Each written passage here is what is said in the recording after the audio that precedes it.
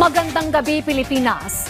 Malasakit at pagtulong sa kapwa ang buod ng mensahe ni Pangulong Ferdinand R. Marcos Jr.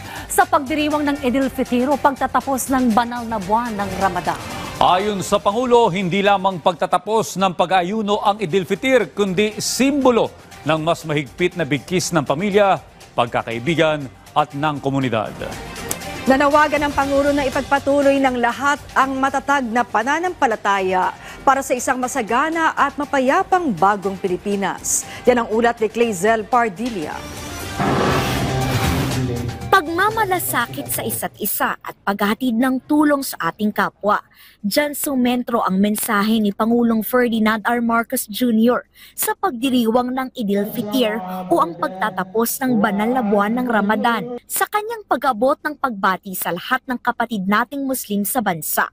Iginiit ng Presidente ang kahalagahan ng pagdiriwang ng Eid al-Fitr bilang simbolo ng pagkakaisa at pagmamahal sa kapwa.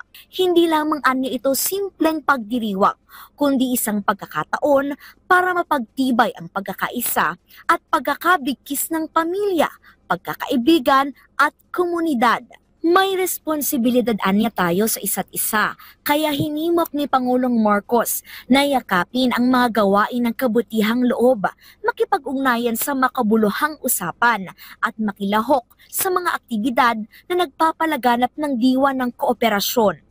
Umaasa ang Pangulo na patuloy na maitataguyod ang dedikasyon at pananampalataya upang mapalaganap ang isang mas makatarungan at mapayapang bagong Pilipinas.